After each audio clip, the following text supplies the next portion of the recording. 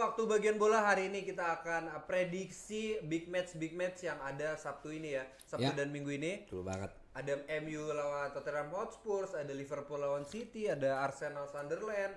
Ini mana nih yang mau kita bahas? Chelsea Wolverhampton. Chelsea Wolves itu juga seru walaupun Wolves belum pernah menang ya. Iya. Gitu dan Liverpool juga baru saja menang di Liga Champions lawan Real Madrid. Jadi di atas angin nih kayaknya nih. Ini juga sebenarnya ada tim-tim papan tengah yang cukup bagus ya. Brighton versus Crystal Palace. Itu cukup ketat di nanti pertandingan. Angsa melawan Brighton nggak tahu. Brighton itu Crystal Palace bukan angsa. Burung. Angsa Brighton. Oke.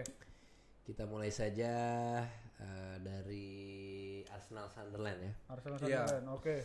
Kalau kita melihat dari sini sudut kacamata pelatih AC Milan bahwa Arsenal ini akan membanyak sekali celah karena di sisi tengah itu sudah tidak ada Martinelli dan juga Odegaard karena cedera dan kayak Havertz masih di rumahnya. Ya. Dan ada juga Gyökeres katanya ini sedang dilanda cedera nih, entah itu hamstring atau apapun itu, semoga lekas sembuh. Dan Gabriel Jesus.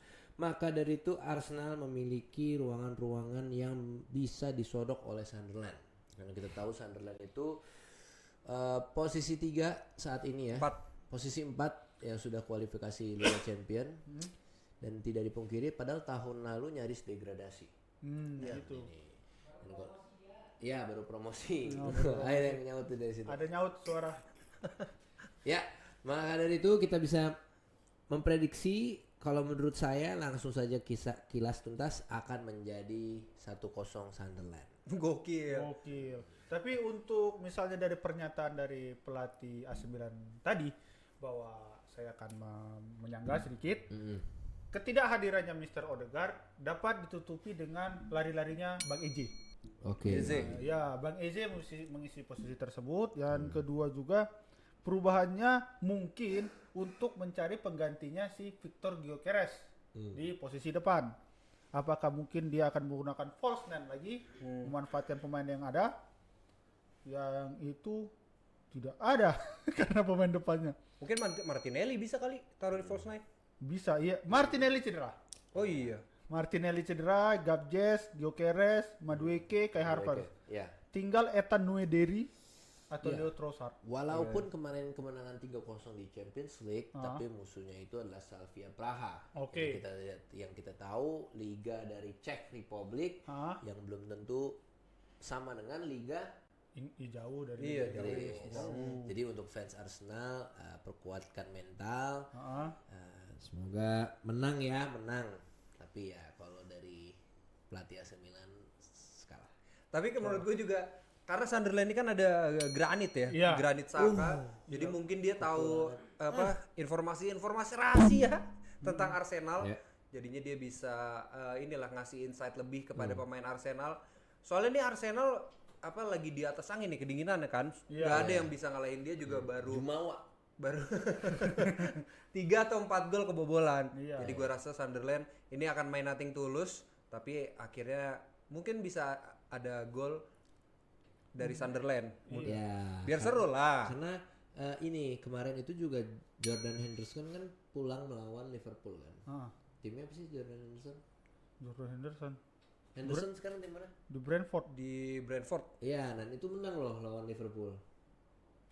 Oh iya. Iya, jadi nanti bisa aja nih Granit Saka menjadi pembeda ya. Oke, bisa betul. juga karena pasti konspirasi itu bakal terulang. Oke. Jadi pelatih AC Milan mendengar Mainnya di mana sih? Sunderland. Oh, main di Sunderland.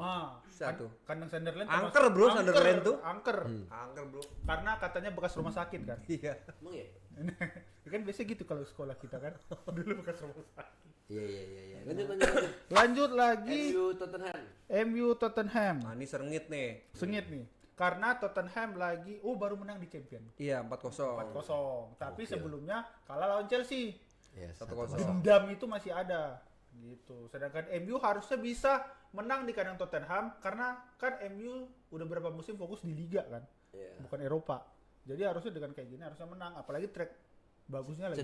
Cederanya siapa aja ya? Tottenham tidak ada Ben Davies, Takai bukan pemain-pemain Bergvall sama James Maddison. Untuk Tottenham ya, kita mulai saja. Dari Bang. Oke, untuk Tottenham ini sebenarnya dia kalau di liga nih belum konsisten ya. Xavi Simons pun menurut gue juga belum terlalu efektif bermain di Tottenham. Cuman memang nggak banyak yang lihat aja. Sebenarnya dia soalnya kan orang lebih fokusnya ke Wirtz nih. Katanya Wirtz flop dan lain-lain. Menurut gue nih Xavi Simons calon flop juga nih kalau dia nggak step up. Apalagi cederanya juga banyak sekali ya. Ada Dominic Solanke cedera, Kulusevski cedera, James Maddison pun cedera. Tapi memang gua rasa Tottenham ini akan mengandalkan dari counter attack-nya Brennan Johnson. Habis itu Pape Matarsar pun juga bisa lah. Dan kemenangan dia di Liga Champions menurut gue jadi motivasi lebih lah. Sementara untuk Manchester United seri kemarin menurut gue ya memang lini belakangnya kurang komunikasi aja sih, tapi overall sih menurut gue masih bagus permainannya dan gue rasa MU sih bisa mencuri poin dari Tottenham Hotspur sini, Bung. Wah, seperti itu. Oke, kita lanjut kepada pelatih dari Pondok Kacang, silakan. Lucu juga. Oke, Tottenham ya. Ini saya berbicara sedikit tentang fakta sejarah dari Tottenham. Ada sejarah. Baru memenangkan 1 piala dan itu pun juga dibantu Heung-min Son. Ya. Dan sekarang Tottenham kekurangan Masuk Kodam masuk Kodam. Kodam masuk. Tottenham sekarang ini menurut saya kekurangan DNA-nya. Oh. Ya, kurang darah ya. Ya, kurang darah. Karena di sini kita tidak melihat pemain Inggris sama sekali di dalam Tottenham. Kan cedera Maddison. Iya, tapi sekarang pemain Tottenham tuh nggak ada pemain Inggris. Oh, yang squad sehat sekarang. Iya. Brennan Johnson ini bukan pemain Inggris ya kan ya? Bukan tuh. Oh iya, Wallace dia pemain Wallace. Pemain Inggris tuh nggak ada nih. Maka dari itu pemainnya itu juga mainnya hanya dengan gaji. Kok dengan gaji? Pemain pasti dengan gaji, Bang. Enggak digaji. Iya, maksudnya dia hanya ingat gaji aja gitu. Nggak ada di tanah suci gua nih Inggris gitu. Maka dari itu menurut gua prediksi absurd ini akan dimenangkan oleh Manchester United, tapi pemain Inggrisnya juga cuma satu ya. Iya, sengaja ada. Sengaja ada satu. Represent dia mewakili Inggris dia. Lucu, karena Mbeumo pasti ya berulang kali ya selalu memberikan gol dan juga kesempatan. Tapi yang gue tidak berharap ini ada di Dalot sama Cunha nih. Kenapa? Iya, kalau Dalot nih agak lumayan suka fail gitu lah, kurang. Dan kalau Cunha selalu egois buat tendangan dari jarak jauh. Dan seperti biasa Bruno Fernandes di sini ditaruh dengan Casemiro untuk gelandang bertahan ya. Iya. Kalau menurut lu Sesko sejauh ini permainan gimana? Udah efektif kah atau menurut lu sebagai fans MU? Ini pelatih Pondok Kacang ya. Menurut gua Sesko masih belum nyetel nih. Karena kan di Liga Inggris ini kan back-backnya padat-padat tuh. Iya. Kalau misalkan di Liga Jerman kan dia biasanya backnya pada ikut nyerang, makanya ada counter attack. Nah, Sesko belum tahu nih gimana caranya buat mendapatkan positioning yang bagus. Jadi celahnya dan apalagi crossing juga bakal jarang karena kalau dari Mbeumo pasti dia ikut maju nyerang. Ahmad pun juga biasanya dia nggak pernah ngasih crossing. Iya ya. Paling sering crossing dari kiri dari Dalot atau karena tipenya Mbeumo dan Ahmad Diallo ini tipenya menusuk kan. Dia lebih ke sebenarnya kelebihannya yang diharapkan dari Sesko ini kan possession ya, tapping goal. Iya, positioning. Dan Casemiro dan Bruno Fernandes dia tuh pasti yang oper pendek sama yang mau nge-shoot juga. Iya. Karena tipenya kan emang Casemiro yang waktu golin jarak jauh tuh. Iya. Itu Champions League ya? Yang waktu MU apa Madrid? Oh iya, Champions League. Dia tuh sebenarnya tipe apa sih mana?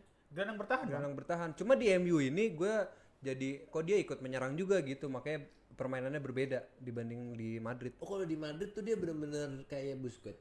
Apa tipe gelandang jangkar lah, pengangkut air. Tapi kalau ada bola muntah, dia biasanya long shoot. Dia tuh emang pengganti Valverde.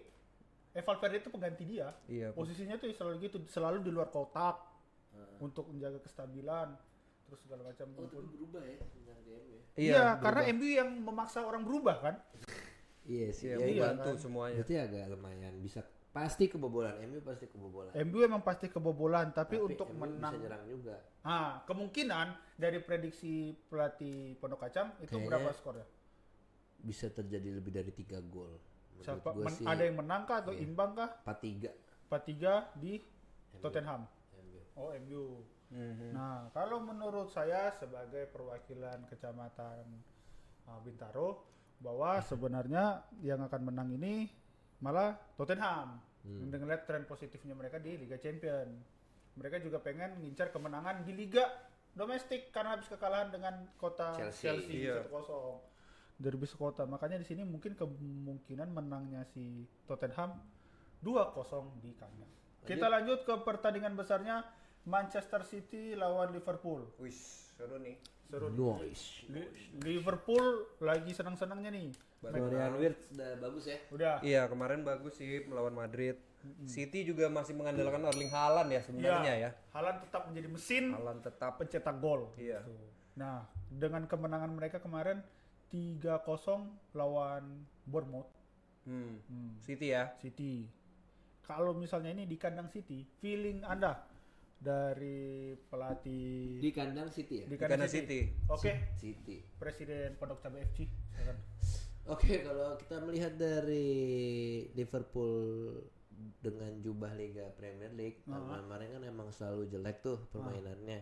Dan apalagi kemarin sempat dibantai. Ya, 2-0 ya? Siapa? Sama Aston Villa. sama Aston Villa. Liverpool. Liverpool kalah sama Crystal Palace. Oh iya berapa? 3-0 ya? Iya, habis itu Ya. menang kan dia. Iya, tapi menurut gua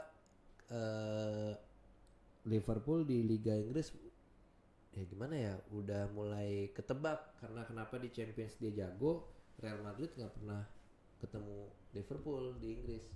Iya. Iya betul sih, betul. Iya. Prediksi yang Dan maksudnya permainan Liga Spanyol Sama kan Liga Inggris. nyerang banget tuh. Iya. Dan enak Liverpool buat counter attack. Dan apalagi kalau kita lihat City permainan udah beda. Yaitu permainannya dengan menahan membiarkan lawan memegang bola kan. Iya, mereka menurunkan garis posisi pertahanan lebih turun, model counter attack, efektivitas football sih. Iya. Betul, dan dia menyimpan energi lah buat si City buat melakukan counter pressing dan pressing. Kalau dari Kalau menurut gua sih ya City akan lebih nunggu sih mainnya lawan Liverpool. Soalnya Liverpool di liga kan mainnya lebih ke possession ya kalau si Arne Slot ini. Jadi emang bakal jebol dari City lewat counter attack-nya, permainan efektif yang sekarang dimainkan oleh City ya. Walaupun memang ketika lawan Madrid kemarin lebih lebih Liverpoolnya yang counter. Makanya gua kalau lihat secara trennya, gue sih megang Liverpool ya, atau seri lah 2-2. Iya. jadi prediksi Anda? Prediksi saya Presiden FC. City 3-0. City 3-0 ya, karena di kandang City enggak di tandang sih pas. Di kandang City. Iya. Di kandang City. Kalau prediksi saya tidak berbeda jauh dari Bung Irfan, City menang 2-1. By the way, kopinya enak banget nih. Oh iya. Kita lupa memperkenalkan Oh iya nih, kita lagi disponsorin Oleh- kopi saset nih, kopi instan nih. Gua Kopi dari Fresco. nyoba dari Fresco, ada kopi susu, ada kopi taro. Gue juga kopi taro. ada kopi hitam juga ya. Ada kopi hitam juga. Cuma cuaca enakan dingin nih. Beli di e-commerce tersedia, oke? Oke. Ada lagi pertandingannya? Liga Inggris doang lah ya. Liga Inggris Soalnya liga doang. yang lain nggak ada yang oke. Yang nggak ada Sebenarnya di situ. ada yang oke di Liga Italia, Inter lawan Lazio. Cuma Kita nggak terlalu paham. Lazio lagi 1000. iya Inter lagi menang terus sih. Oke, jadi itu prediksi kita tentang pertandingan Sabtu dan Minggu ini. Silakan tulis di kolom komentar kalau ada penilaian lain dari prediksi kita. Sampai jumpa lagi di waktu bagian bola.